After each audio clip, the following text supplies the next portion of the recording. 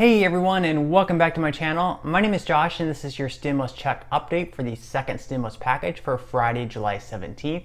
We finally made it to the end of the week and I hope everyone has a good and safe weekend ahead. In this video, I'll be discussing both the first and second stimulus checks, including what some of the priorities are in the next stimulus package for both the House and the Senate. I'll also be going over the updated stimulus package timeline, when we can possibly expect the next stimulus checks to arrive, and then I'll be wrapping up this video by answering some of the comments and questions that I received in my previous video.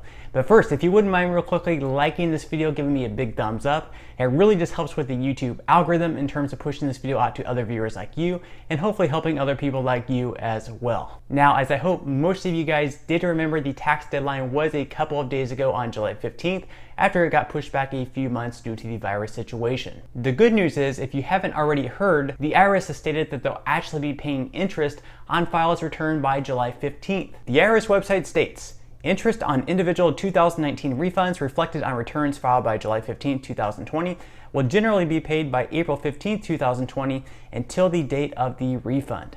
Now, the interest rate for the second quarter ending on June 30th is 5% per year compounded daily, and the interest rate for the third quarter ending on September 30th is 3% compounded daily as well. Now, those of you out there that do qualify for a tax refund from the IRS, it is possible that you may actually be receiving your interest payment in a separate payment from your actual refund. So with that said, even if you filed your return on July 15th, the IRS would consider its refund to you to be late, even though your return wouldn't be considered late. Kind of a nice perk for once for being a taxpayer. It'll be nice for once to receive an extra bonus on top of our normal refund. The only downside here is that the extra interest that we do receive would be considered taxable, so we will have to pay tax on that extra interest that the IRS will be sending us. So with that said, you should expect to receive a Form 1099 INT, much similar to what the banks send you every single year as well. Also, just out of curiosity, leave a comment in the comment section below letting me know whether or not you received your tax refund yet. The IRS is unfortunately still incredibly behind on processing the tax returns,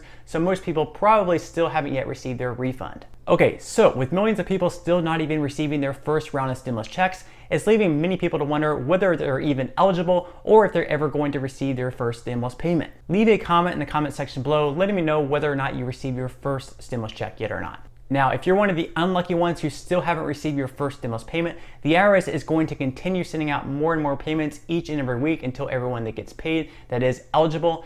And the next payment date of direct deposits are set to go out on next Wednesday on July 22nd. So in the meantime, continue checking the payment portal. And if you're still getting that error message of payment status not available, that does not mean that you're ineligible to receive your payment. That simply means that the IRS has not yet scheduled a delivery date. So just hang in there. You will eventually receive a payment date if you are eligible for this first stimulus check. And remember, you definitely are eligible for the first stimulus check as long as you weren't claimed as a dependent on someone else's tax returns, and as long as you don't have something like past due child support that could potentially offset your stimulus payment. Also, just another reminder, if you are an expat living abroad outside the United States, the IRS did recently make note that you should receive your direct deposit in your bank account no later than July 24th. So that is some very good news. That date is coming up very, very soon. Now, if you do not have a US-based bank account, unfortunately, it will take a little bit longer. They are going to be mailing checks out by July 24th. So hopefully it doesn't take much longer than a month for you to receive your stimulus check in the mail. Finally, if you do have any questions about your first stimulus payment, you can always call the IRS. Their number is 1-800-919-9835.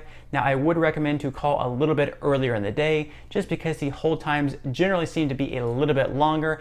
And also just know you may not find out much more information than what you can already find yourself through the payment portal. All right, so the Senate will finally be returning to Washington next Monday to resume talks on the next stimulus package. I know, it seemed like an eternity waiting for them to return from their recess to finally resume these stimulus check talks. Now, as far as the timeline for receiving our next stimulus check goes, if the Senate and the House come to a bipartisan agreement and they're able to pass the next stimulus package by the end of July or early August, then it's probably going to be a few weeks later for us to receive our next stimulus payments. So I would expect those next stimulus checks to go out sometime either in late August or possibly early September. Now, even if the next stimulus bill does pass the Senate and then passes the House, President Trump at that point would possibly be able to veto it but I would be very, very surprised if President Trump did veto any type of bill that passes both the Senate and the House. Now, President Trump did say that he would veto any bill that did not include some type of payroll tax cut, but it's really hard to gauge how serious he was when he said that. Either way, I would most definitely expect some type of payroll tax cut in the next stimulus package. The next round of stimulus payments should also go out much, much quicker than the first round did, as the IRS already has all of our information, so they pretty much, in theory, should just have to click a button and shoot out direct deposits to millions of Americans. We shouldn't have to go back through the Get My Payment portal and work through all those flaws and frustrations like we did in the first round. It should be much, much quicker this time. Now, as far as those who are eligible for the next stimulus payment, the bill has not yet passed, so I really can't say with certainty yet. However, Treasury Secretary Steven Mnuchin did come out and recently say that everyone who is eligible for the first stimulus check would also be eligible for the second stimulus check as well. So I would expect that if you did receive the first stimulus payment, then yes, you should also receive the second stimulus payment as well. Now, that's not really guaranteed, but with him saying that, I would speculate there is a strong chance that the guidelines for the first stimulus check should also be the same for the second stimulus check as well. Also, Steven Mnuchin will not be writing the next stimulus bill. He won't be voting on the next stimulus bill, but he will be working closely with Mitch McConnell on the next stimulus package. So I would expect with him saying that he probably supports more so like the $75,000 income guideline versus what Mitch McConnell is saying with $40,000 and lower, and with what Larry Kudlow is saying by trying to reduce these stimulus checks to only the lower income brackets and the jobless. This also means that you guys on different Social Security benefits, such as survivors, retirement, and disability, would also be eligible for the second stimulus payment as well, unless perhaps you were claimed as a dependent on someone else's tax returns. Now, even if you were claimed as a dependent on someone else's tax returns, it's still quite possible that you'd still be eligible for the next stimulus payment. It's still not yet clear whether or not they'll include those dependents over the age of 17 this time around. Now, even though House Speaker Nancy Pelosi didn't completely dismiss the idea, she said that it would have to be pretty convincing to only give stimulus checks to those earning less than $40,000 per year. What do you guys think about this? Should there be any type of limitation placed on who receives the next stimulus payment? What do you think the income cap should be placed at? Do you think it should be placed at $75,000, $100,000, or like what Mitch McConnell and Larry Kudlow are suggesting at $40,000?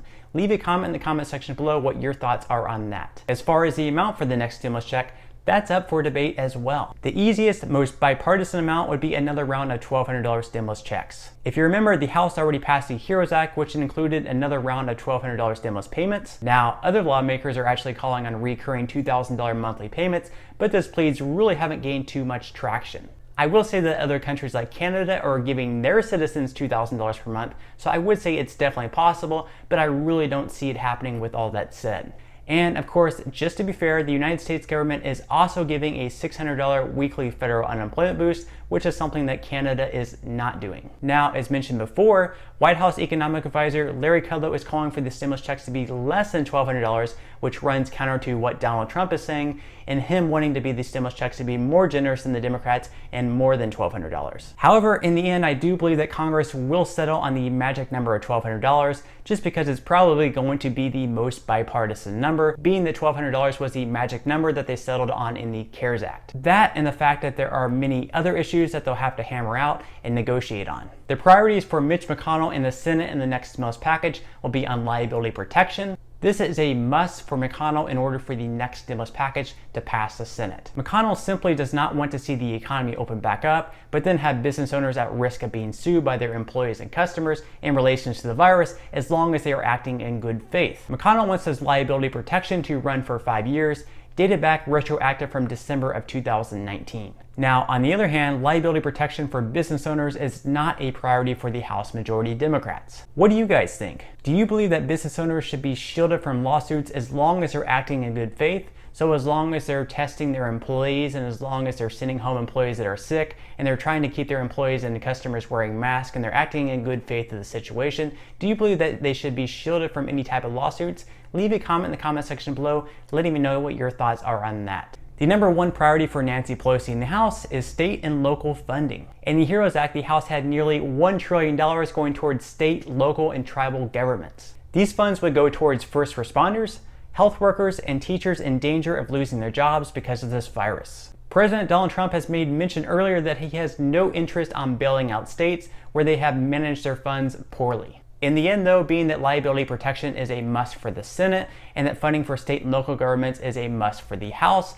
I will say that I would expect those two things to be in the next stimulus package. For Donald Trump, the number one priority for him is a payroll tax cut. This would put more money in the hands of Americans, but it really wouldn't impact those people who are retired or just simply unemployed. Another problem with a payroll tax cut is that it would cut funding from Social Security and Medicare, so then you would have to come up with an alternative for funding those two funds. Also, if you remember, President Obama enacted a similar tax holiday during the Great Recession to lower the rate from 6.2% to 4.2% in 2011 and 2012. McConnell has also said that in the next stimulus package, he wants the focus to be on kids, jobs, and healthcare. The Senate wants to give additional funding to the schools in order to make the reopening of the schools much safer for both the students and the teachers. Now, even though the House majority Democrats are also on board with additional funding for the schools, they're still a little bit more cautious on the reopening of schools. Do you guys personally believe that kids should be returning to school in the fall? And if so, would you like to see them return on a full-time basis or maybe just a half-time basis?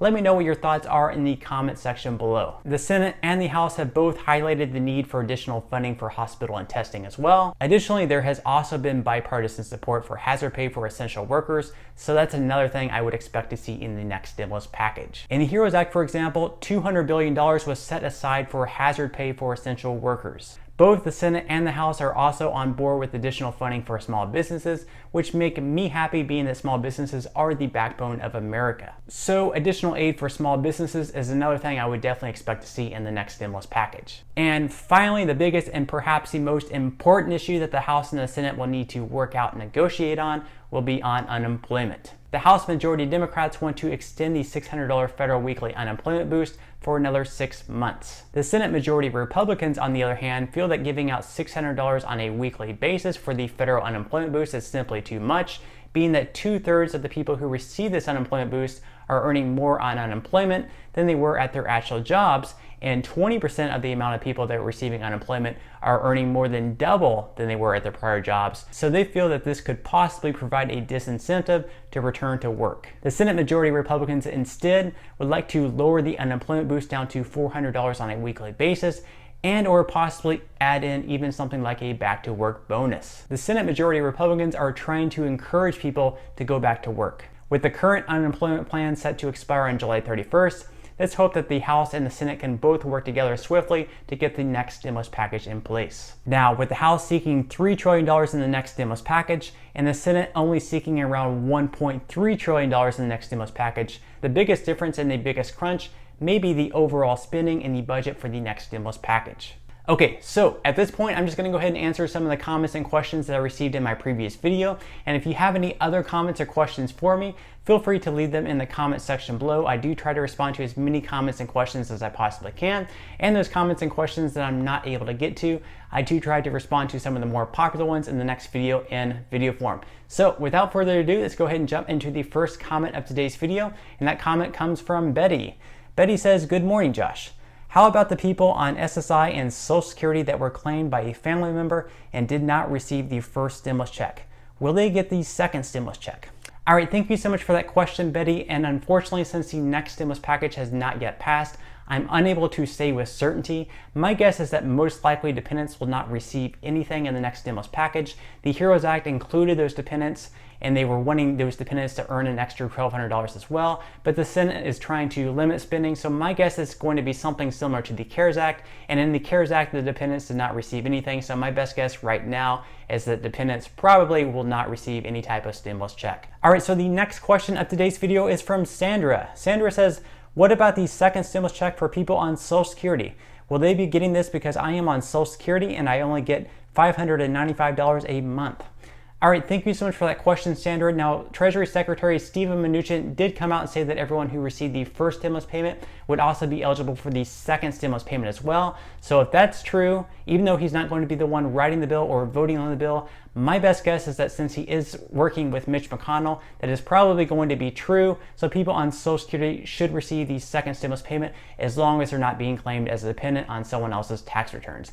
All right, so on that note, I'm gonna go ahead and wrap up this video. If you did enjoy the content in this video and you'd like to see more videos like it, please consider subscribing to my YouTube channel. It is completely free to do so, and it's a great support to me. Also, if you would like to receive one free stock valued all the way up to $500 from Robinhood, feel free to claim that free stock by clicking the link in the description box below.